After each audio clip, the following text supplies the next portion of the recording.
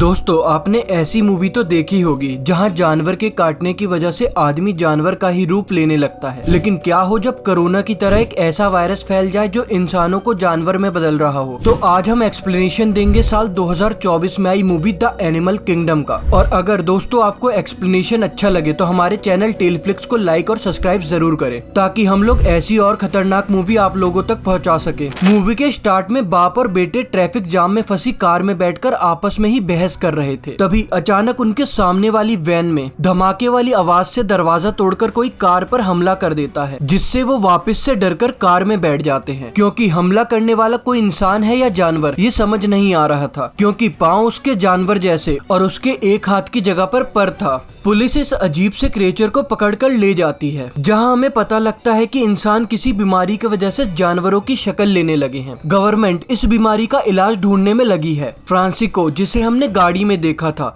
उसकी वाइफ भी इसी बीमारी का शिकार थी, जिसे हॉस्पिटल में एडमिट किया गया था। फ्रांसियो चाहता था कि वो अपनी वाइफ को ध्यान रखे, मगर उसकी बिगड़ी हुई कंडीशन की वजह से डॉक्टर से हॉस्पिटल में ही रहने की सलाह देते हैं। जब वो उससे मिलने जाता है तब हमें उसकी शक्ल दिखाई जाती है, जो कि किसी जानवर से मिल रही थी। फ्रांसियो जब अपने बेटे को उसकी मॉम से मिलवाने को कहता है, जिस पर वह जवाब देता है कि क्या करूंगा मैं उनसे मिलकर, अब तो वो मेरी बात भी नहीं सुनती। जिस पर फ्रांसिको कहता है, अरे वो तो तुम्हें देखकर ही खुश हो जाएंगी, तुम जाओ तो सही। फ्रांसिको जिस होटल में काम करता है, वहाँ के वर्कर उसको बताते हैं कि पास में ही एक हॉस्पिटल कंक्रीट से बनाया गया है, जो कि ज्यादा मजबूत है, जहाँ पर इंसान जो जानवर बने हैं उनको रखा जाएगा। रात होने पर अब सभी बीमार लोगों को उसी हॉस्पिटल में शिफ्ट किया जा रहा था, लेकिन कुछ गड़बड़ी की वजह से बस पानी में गिर जाती है और बहुत से ऐसे जानवर बने इंसान मारे जाते हैं और बहुत से गुम हो जाते हैं। तभी फ्रांसिको का बेटा भी अपने घर पर ऐसे ही किसी इंसान को देखकर डर जाता है, मगर दोबारा देखने पर वहाँ पर कोई नहीं होता। उसको लगता है कि शायद उसको कोई वहम हुआ है। फ्रांसिको को जैसे ही एक्सीडेंट का पता चलता है, वो अपनी वाइफ का पता लगाने के लिए एक्सीडेंट वाली जगह पर जाता है। पर एक अजीब बात पुलिस से उसको ये पता लगती है कि उसकी वाइफ ना तो मरे हुए लोगों में थी, ना ही जिंदा लोगों में। उसकी वाइफ कहीं गुम हो गई थी। तभी सीन शिफ्ट होता है। हमें फ्रांसिको के बेटे को स्कूल में ठग ऑफ वॉर खेलते हुए दिखाया जाता है। उसका बेटा अकेले ही अपनी हारती हुई टीम को जिता देता है, जिसका मतलब उसके अंदर कुछ तो ताकत आ गई थी, मगर कैसे ये उसको भी नहीं मालूम था। और इन्हीं सब में उसका एक नाखून भी टूट जाता है। और जब वह घर जा रहा होता है तो उसकी दोस्त उसे रोककर फ्राइडे को होने वाली पार्टी के बारे में पूछती है, जिसमें वो किसी वजह से नहीं जाना चाहता था। घर जाकर वो नोटिस करता है कि उसकी रीढ़ की हड्डी बाहर निकल रही है, जिसे देखकर वो काफी ज्यादा डर जाता है कि कहीं वो भी तो जानवर नहीं बन रहा। इस डर में वह जोर जोर से नहाने लग जाता है, लेकिन ये कोई मैल नहीं था जो कि उतर जाती। दूसरी तरफ फ्रांसिको को मॉल में वही पुलिस ऑफिसर मिलती है, जिससे उसको अपनी वाइफ के गुमने का पता चला था। और वह इस वक्त भी यही कहती है कि आपकी वाइफ का हमें अभी भी कुछ पता नहीं चला। मरे लोगों की लिस्ट में उनका कोई नाम नहीं है, और जो लोग जिंदा बचे हैं हम उनका अच्छे से ख्याल रख रहे हैं। बातों के दौरान अचानक से ही मॉल में कोई जोर से चिल्लाता है, और जब अफरा तफरी होती है तब एक इंसान कहता है कि मैंने यहाँ पर एक अजीब से इंसान को देखा, और सभी वहाँ से साइड हो जाते हैं। पर फ्रांसिको उस अजीब से इंसान को देखने के लिए आगे बढ़ता है, क्योंकि उसको लग रहा था कि शायद उसकी वाइफ यहाँ पर होगी। लेकिन यहाँ पर तो ऑक्टोपस के जैसा दिखने वाला एक इंसान था, जो पुलिस ऑफिसर को देखकर यहाँ से भागने की कोशिश में था, और रास्ते में उसने अपने हाथ में आई कई चीजों को ऑफिसर की तरफ फेंका था। लेकिन ऑफिसर भी बहुत तेज थी। आखिर में उसने उस इंसान को पकड़ ही लिया। पकड़े जाने के बाद फ्रांसिको को वहाँ पर एक छोटी लड़की भी दिखती है, जो कि बिल्कुल एक बर्ड बन चुकी थी। मॉल से बाहर आने के बाद फ्रांसिको से पुलिस ऑफिसर पूछती है कि आपने इतना सारा सामान किसके लिए खरीदा हुआ है, जिस पर फ्रांसिको उससे कहता है कि मैं जरा बाहर कैंपिंग पर जा रहा हूँ और इस सामान की मुझे कैंपिंग पर जरूरत पड़ेगी। मगर ये सब सामान उसने अपनी वाइफ को ढूंढने के लिए खरीदा था। उसको लगता था कि उस एक्सीडेंट के बाद उसकी वाइफ जंगल में कहीं खो गई है। उसने तो अपने और अपने बेटे के कपड़े भी जंगल में जगह जगह पर लटका दिए थे, क्योंकि अब उसकी वाइफ की सूंघने की सेंस बहुत ज्यादा तेज हो चुकी थी, और उसको लगता था कि इन कपड़ों को सूंघ सूंघ कर उसकी वाइफ उस तक पहुंच जाएगी। अब क्योंकि गवर्नमेंट का यह ऑर्डर है कि लोग ऐसे बीमार लोगों को घर पर नहीं रख सकते, मगर फ्रांसिको यही काम करना चाहता था। वह अपनी वाइफ की देखभाल खुद करना चाहता था, और ऐसे में उसे इन सारे सामानों की जरूरत पड़ती। घर आकर वह अपने बेटे को बताता है कि आज मॉल में मैंने 2 इंसानों को देखा जो जानवर बन गए थे, और काफी सारे ऐसे इंसान हैं जो एक्सीडेंट के बाद गुम हो चुके हैं, और इसीलिए मुझे लगता है कि तुम्हारी मॉम भी कहीं गुम हो गई हैं, और तुम फिक्र मत करो, हम फ्राइडे को जाकर तुम्हारी मॉम को जंगल से ढूंढ लेंगे। लेकिन फ्रांसिको का बेटा फ्राइडे को एक पार्टी में जाना चाहता था, क्योंकि आज उसे एक लड़की ने जो पार्टी में इनवाइट कर लिया था। फ्रांसिको भी ना चाहते हुए उसे पार्टी में जाने की इजाजत देते हुए ये कहता है कि याद रखना कि 8 बजे से पहले तुम्हें घर आना है। उधर पार्टी में सब मजे कर रहे होते हैं, और यहाँ पर अचानक फ्रांसिको के बेटे को चक्कर आ जाते हैं। एक लड़की जो उसकी खराब हालत देखकर उसको टैबलेट देती है, तब वह उसे टैबलेट को खाने की बजाय उसे टैबलेट को कुत्ते की तरह चाट लेता है, जिसके बाद वो बिना डरे जंगल में चला जाता है। और सुबह जब उसकी आंख खुलती है तो वह जंगल में ही था, और उसे ऐसा लग रहा था जैसे उसके गले में कुछ फंसा हुआ है। वह फौरन अपने घर आता है, और उसके होंठ काफी ज्यादा बदल चुके थे, और साथ ही उसका रंग भी बदल चुका था। और जब उसके डैड उसको देखने के लिए बाथरूम में आते हैं तो वह जल्दी से बाथरूम का दरवाजा बंद कर लेता है और अपने गले में हाथ डालकर कुछ निकालता है, जो कि एक पंख था। और ये लड़का अब समझ चुका था कि वो एक जानवर में बदलने लगा है। खैर, वह अब अपने डैड के साथ अपने डॉग को लेकर जंगल में अपनी मॉम को ढूंढने जाता है। फ्रांसिको का बेटा जोर जोर से अपनी माँ को यहाँ पर आवाज दे रहा था, लेकिन जब उनको कोई नहीं मिलता तो ये लोग थक हार कर यहीं पर सो जाते हैं। आधी रात को इनका डॉग अचानक से बहुत जोर जोर से भौंकने लगता है, और वो एक पेड़ के पास जाता है जहाँ पर एक बंदर बना हुआ इंसान पेड़ पर चढ़ रहा होता है। उसे जब ये लोग चेक करने के लिए जाते हैं तो फ्रांसिको के बेटे के ऊपर एक ईगल बना हुआ इंसान हमला कर देता है। इससे पहले कि वो फ्रांसिको के बेटे को मार पाता, उसके होंठ देखकर वो समझ जाता है कि फ्रांसिको का बेटा भी बिल्कुल उसी की तरह है, जो कोई जानवर में बदल रहा है, और ये उसको नुकसान नहीं पहुंचाएगा। मगर इस ईगल बने हुए इंसान ने कुछ चोटें फ्रांसिको के बेटे को पहुंचा दी थी, इसलिए फ्रांसिको अपने बेटे को लेकर हॉस्पिटल जाने लगता है। पर वो जाना नहीं चाहता था, क्योंकि वहां जाकर सबको उसकी सच्चाई पता लग जाती कि वो एक एनिमल में बदल रहा है। लेकिन रास्ते में उसको वही पुलिस ऑफिसर मिल जाती है, जो पूछती है कि आपके बेटे को कोई प्रॉब्लम है क्या, जिस पर वो कहता है कि नहीं, बस इसे एक कुत्ते ने काट लिया है। पुलिस ऑफिसर कहती है जो भी है इसे हॉस्पिटल तो ले जाना ही होगा। फिर वो इन दोनों को लेकर हॉस्पिटल आती है। आर्मी के ऑफिसर यहाँ पर उसकी पट्टी करते हैं, और पुलिस ऑफिसर फ्रांसिको को बताते हैं कि गवर्नमेंट ने अब सारे हालात को कंट्रोल करने के लिए यहाँ पर एक आर्मी बुला ली है। खैर, फ्रांसिको अपने बेटे को लेकर घर चला जाता है, और घर जाने पर उसका बेटा अजीब तरीके से अपनी पट्टी उतारकर अपनी टांग खोलकर अपनी चोट को चाटने लगता है। स्कूल जाने पर भी जब उसके लैब में चूहे बोलते हैं, तब वो जोर की चीख मारकर उन सभी चूहों को चुप करवा देता है, ऐसा जैसे चूहे उसकी बात समझ रहे हों। उसके बाद फ्रांसिको का बेटा वहाँ से नदी की ओर चला जाता है, और नदी से कच्ची मछली पकड़कर खा जाता है, और ये सब एक औरत देख लेती है। लेकिन इससे पहले कि वो औरत उसको कुछ कर पाती, वो वहाँ से भाग जाता है।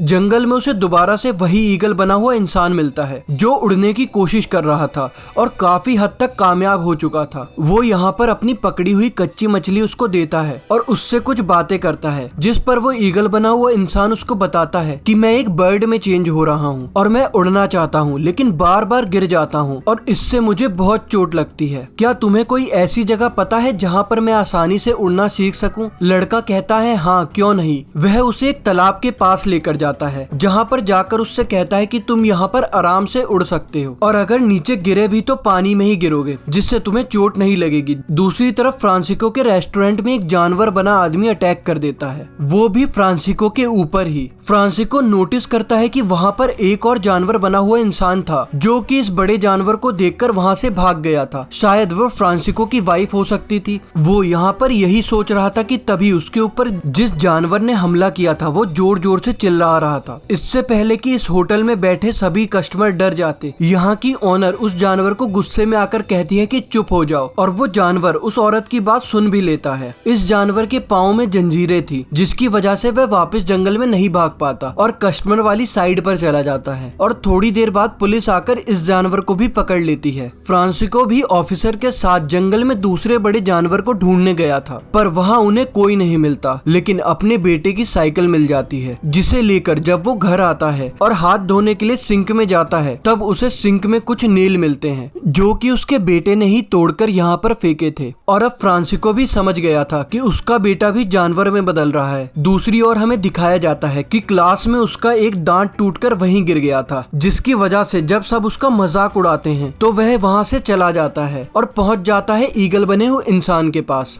वह उससे बातें करता है और उसकी प्रैक्टिस देखता है और उसकी लगी हुई चोटों पर पट्टियां भी करता है। घर आने पर अब उसके डैड उससे कहते हैं कि मुझे अपने हाथ तो दिखाओ। फ्रांसिको का बेटा जब उसे अपने हाथ नहीं दिखाता तो अब उसे ये कंफर्म हो चुका था कि उसका बेटा भी एनिमल बन रहा है। फ्रांसिको का बेटा भी तभी वहाँ से भागता है, लेकिन फ्रांसिको उसे पकड़ लेता है, जो कि अपने डैड से कह रहा था प्लीज डैड मुझे छोड़ दो, जिस पर उसका डैड कहता है नहीं, मैं जानता हूँ तुम्हारे साथ क्या हो रहा है, तुम जानवर में बदल रहे हो और तुम जैसे भी बन जाओ रहोगे तो मेरे बेटे ही ना, बस मुझे बताओ कि तुम्हारे अंदर क्या चेंजेस आ रहे हैं ताकि मैं पता लगा सकूं कि तुम कौन सा जानवर में बदल रहे हो। फ्रांसिको का बेटा उसे बताता है कि मुझे दूर की आवाजें भी बड़ी आसानी से सुनाई देती है और वो मेरे अजीब से नाखूनों का आना, जिस पर फ्रांसिको पूछता है कि क्या तुम्हारे दोस्तों को ये बात पता है, जिस पर वह जवाब देता है कि नहीं, किसी को भी नहीं पता। फ्रांसिको का बेटा भी उससे पूछता है कि क्या आप भी मुझे मॉम की तरह जंजीरों से बांध कर रखेंगे, जिसे सुनकर उसका डैड कुछ देर के लिए खामोश हो जाता है और बोलता है कि अभी तो नहीं, लेकिन आगे का कुछ पता नहीं। अगले दिन फ्रांसिको की रेस्टोरेंट में एक पार्टी थी और जब फ्रांसिको का बेटा यहाँ पर आता है तब उसके नाखून काफी ज्यादा बड़े हो चुके थे, जिस पर कि उसके डैड उसको डांटते हैं और बोलते हैं कि तुम्हें नाखून क्यों नहीं काटे। उसके डैड का डांटना उसको इतना बुरा लगता है कि वह अपने डैड पर ही हमला कर देता है, लेकिन असल में फ्रांसिको तो उसे लोगों की नजरों से बचाना चाहता था और वो उसकी गर्दन पर कैंची रखकर उसको धमकी देता है नेल्स काटने की। नेल्स काटने के बाद अब हम देखते हैं कि फ्रांसिको का बेटा अपनी दोस्त से रहा था। यह दोनों काफी करीब आते हैं और इस वक्त पर वह लड़की फ्रांसिको के बेटे की रीढ़ की हड्डी को टच करती है और कहती है कि मैं जानती हूँ कि तुम्हारे अंदर जो चेंजेस आ रहे हैं, लेकिन मुझे इससे फर्क नहीं पड़ता। यहाँ दूसरी तरफ उनकी क्लास वालों को भी फ्रांसिको के बेटे की सच्चाई पता लग जाती है और वो अब एक अजीब से डिवाइस को लेकर फ्रांसिको के बेटे के सामने आते हैं, जिसकी आवाज इंसानों को तो कुछ नहीं करती पर जानवर उससे बहुत ही ज्यादा तंग हो जाते हैं। और ये लड़का फ्रांसिको के बेटे को बहुत तंग करता है और कहता है कि मैं तो तुम्हारी सच्चाई बहुत पहले से जानता हूँ। फ्रांसिको के बेटे से सहन नहीं होता और वह बहुत जोरदार थप्पड़ उस लड़के के मुंह पर मारता है, जिससे कि उसके गाल पर निशान पड़ गए थे, जिसकी वजह से सिचुएशन बिगड़ गई थी और पुलिस और आर्मी उसको जंगल के अंदर ढूंढने में लगे हुए थे। और यहाँ पर उसकी मदद करता है वही ईगल बना हुआ इंसान जिसकी उड़ने में उसने मदद की थी। वह उसको उड़ाते हुए यहाँ से एक जंगल में ले जाता है। पुलिस और आर्मी भी वहाँ पर पहुँचते हैं, पर फ्रांसिको का बेटा नदी पार करके दूर चला गया था और गाड़ी तो पानी में नहीं चल सकती थी और इसीलिए आर्मी वाले उनके ऊपर शूट करते हैं, जिसमें वह ईगल बना हुआ इंसान जो फ्रांसिको के बेटे का दोस्त था, गोली लगने की वजह से वह मर जाता है। फ्रांसिको का बेटा जैसे उसने इस जगह को अपना घर मान लिया था, वो यहाँ पर फल खाता है और नदी में नहाता है और जब वह बाहर निकलता है तो उसके कमर पर अजीब से निशान थे और उसकी बॉडी बहुत तेजी से बदल रही थी। फ्रांसिको का बेटा चलते चलते जंगल में ऐसे हिस्से में पहुंच जाता है जहाँ पर बहुत से उसी के जैसे जानवर बने इंसान थे और यहीं पर उसको उसकी मॉम भी मिलती है, जिसे उसने स्मेल करके पहचाना था। वह बेचारी बोल तो नहीं पा रही थी, लेकिन अपने बेटे को बार बार गुफा के अंदर भेज रही थी, ऐसे जैसे वो कह रही हो कि तुम्हारे लिए ये जगह सेफ है। जहाँ वो नोटिस करता है कि कुछ इंसान सांप में बदले थे, कुछ बंदर में और एक सुअर बन गया था, लेकिन यहाँ पर सब बड़े शांति से रह रहे थे। लेकिन तभी वहाँ मिलिट्री वाले की स्मोक से फायर करते हैं, जिसकी वजह से वहाँ हलचल मच जाती है। आर्मी वाले खास डिवाइस की मदद से यहाँ कुछ आवाजें निकालते हैं, ऐसी आवाजें जो जानवरों को काफी परेशान करती हैं। ये आवाज फ्रांसिको के बेटे को भी काफी परेशान करती है। वैसे ही वह भी मिलिट्री वालों के हाथों पकड़ा जाता है, लेकिन वो बच्ची जो गिरगिट बनी थी वो पेड़ पर अपने आप को छुपाकर इनसे बच जाती है। तभी सब फ्रांसिको के बेटे को लेकर शहर में आ चुके थे, जहाँ पर उसके डैड पुलिस वालों से मिलते हैं और उन्हें कहते हैं कि ये मेरा ही बेटा है जो रात में वैसे ही जंगल में चला चला गया था। फ्रांसिस्को का बेटा जो अभी भी इंसानों की तरह दिख रहा था, इसलिए पुलिस वालों को शक नहीं होता। वो उसको एक पेपर देते हैं साइन करने के लिए। फ्रांसिस्को का बेटा जब उस पेपर पर साइन नहीं कर पाता, तब वो गुस्से में गुर्राता है, जिससे कि पुलिस वालों को शक हो जाता है कि वो एक एनिमल में ट्रांसफर हो रहा है। वो उसको पकड़ने ही वाले थे, लेकिन फ्रांसिस्को यहाँ पर पुलिस वालों पर हमला करके खुद उस पेपर पर साइन कर यहाँ से अपने बेटे को ले जाता है। जबकि वो ऑफिसर जिसने मूवी के स्टार्ट से ही फ्रांसिस्को की मदद की थी, उसे भी अब पता लगता है कि कुछ तो गड़बड़ है, इसलिए अब मिलिट्री उनका पीछा करने लग जाती है, जिसे देखकर फ्रांसिस्को का बेटा घबरा जाता है। वह अपने डैड को देखकर पूछता है कि अगर इन्होंने मुझे पकड़कर हेल्थ सेंटर में बंद कर दिया तो क्या आप मुझसे मिलने आएंगे? जिस पर फ्रांसिस्को कहता है ऐसा हो ही नहीं सकता कि ये लोग तुमको पकड़ पाए, मैं हूं ना तुम्हारे साथ। यहाँ पर फ्रांसिस्को का बेटा उसको ये भी बताता है कि मैंने जंगल में मॉम को देखा। फ्रांसिस्को को भी ये सुनकर काफी अच्छा लगता है और वह तेजी से अपनी गाड़ी को लेकर जंगल में चला जाता है और अपने बेटे से कहता है कि जाओ, तुम इस जंगल में आजाद रहना, तुम यहीं खुश रहोगे। बिना वक्त जाया किए फ्रांसिस्को का बेटा वहां से भाग चुका था। फ्रांसिस्को की आंख में आंसू थे, खुशी के आंसू, क्योंकि उसने अपने बेटे को गवर्नमेंट से होने वाले अत्याचारों से बचा लिया था। और इसी के साथ ये मूवी यहाँ पर खत्म हो जाती है।